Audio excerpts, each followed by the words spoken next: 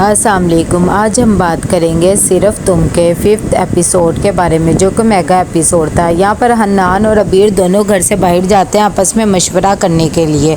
जब वो उसे बीच पे लेके जाता है तो उसे अबीर कहती है कि तुम घर वालों की मजबूरी में आके शादी कर रहे हो और तुम्हें पूरा हक है कि तुम इनकार कर सको। लेकिन हन्नान कहता है मैं मजबूरी में तो कर रहा हूँ, लेकिन मैं तुम्हें एक हकीकत बताना चाहता हूँ।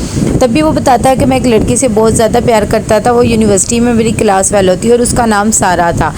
मैं चाहता था कि हम दोनों एक दूसरे के हो जाएं, लेकिन जब तक मैंने उसको दादों से मिलवाया बहुत देर हो चुकी थी, उसकी कहीं और मंगनी हो गई। यहाँ पर अबीर की माँ बहुत ज़्यादा परेशान होती है और कहती है अभी उसमें बहुत ज़्यादा बचपन है, पता नहीं वो दोनों क्या बातें कर रहे होंगे। तभी उसकी माँ उसे समझाती है कि अबीर में बचपन है, लेकिन हन्नान बहुत ज़्यादा समझदार है, तुम टेंशन ना लो, इंशाल्लाह सब बेहतर होगा। यहाँ पर अबीर कहती है अगर तुमने मुझे अपना सच बताया तो मैं भी तुम्हें एक सच बताना चाहती हूँ। कल रात मुझे हमजा ने अपने कमरे में बुलाया था और मेरे साथ मिसबिहेव करने लगा और वो चाहता था कि मैं वो सब करूँ जो वो चाहता है, लेकिन मैंने ऐसा नहीं किया। इसीलिए वो खफा हो गया और शादी से इनकार करके चला गया। हन्नान को बहुत ज़्यादा गुस्सा आता है इस बात पर। यहाँ पर फराह ने सब घर वालों को इकट्ठा किया होता है। कहती है मेरी बेटे की तो किसी को परेशानी का कोई पता ही नहीं है, सब अपनी परेशानियों में लगे हुए हैं।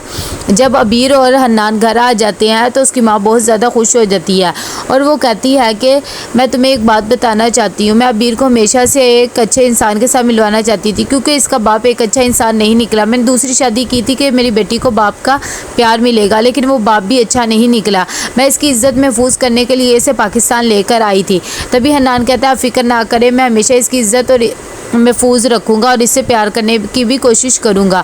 इस पर उसकी फूफो बहुत ज़्यादा खुश हो जाती है। यहाँ पर हन्नान अपनी दादी के पास बैठा होता है। तभी उसकी दादी कहती है मैं समझ सकती हूँ तुम मजबूरी में शादी कर रहे हो, लेकिन ये आंसू और कसक क्यों। तभी वो कहता है कि जो जिसे मैं चाहता था वो मेरे पास नहीं और जिसे नहीं चाहता था उससे मेरी शादी हो रही है, इसलिए सिर्फ ऐसा है। यहाँ पर सारे घर वाले तैयार हो जाते हैं शादी के फंक्शन में और अबीर भी आ जाती है और उसे हमजा का वो बिहेवियर याद आता है जो उसने रात को उसके साथ किया होता है।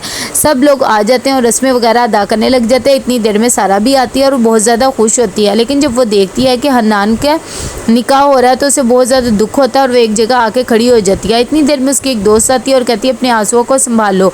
तभी हन्नान की दादी भी आ जाती है और वो कहती है तुमने भी तो मंगनी की थी, तुम अपनी ज़िंदगी में आगे बढ़ गई, उसे भी हक है, उसने निकाह कर लिया तो क्या हुआ। इस बात पर सारा कहती है नहीं मैं खुश हूँ, मेरे तो सर में दर्द था, इस वजह से बस आंखें मेरी नम हो गई। तब उसकी दादी कहती है अपने आप को संभालो। उसकी दोस्त कहती है तुमने बताया क्यों नहीं कि तुम अपनी मंगनी ख़त्म कर रही हो। वो कह रही मैं ये बात कभी भी उसे नहीं बताऊंगी और वो जाती है और उसकी बेगम को भी कंग्रेचुलेशन कहती है। अबीर उसे देखकर बहुत ज़्यादा परेशान हो जाती है और हन्नान भी देखता ही रह जाता है और बहुत ज़्यादा शौक में होता है।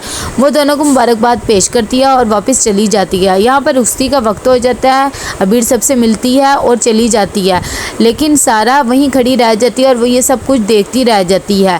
जब हन्नान की माँ फरा के पास आती है और कहती है कि तुम भी इस्लामी की रस्म कर लो, तो वो कहती है मुझे कोई ज़रूरत नहीं, मेरा बेटा चला गया और ये सारे ज़ेवरात मैंने उसकी बहू के लिए बनवाए थे। तभी उसकी दादी कहती है कि कोई तो शर्म करो, घर में इतने मेहमान आए हैं, क्या बदतमीज़ी लगा के रखी है। लेकिन फरा को कोई फ़र्क नहीं पड़ता। शादी से फारिग होकर सब बैठे होते हैं। तभी हन्नान को सारा का आना याद आता है और उसे बहुत ज़्यादा दुख होता है, लेकिन वो खामोश हो जाता है। तो कैसा लगा आपको ये एपिसोड? लाइक कमेंट शेयर करके लाजमी बताइएगा। मेरे चैनल को सब्सक्राइब कर दीजिएगा। अल्लाह हाफिज़।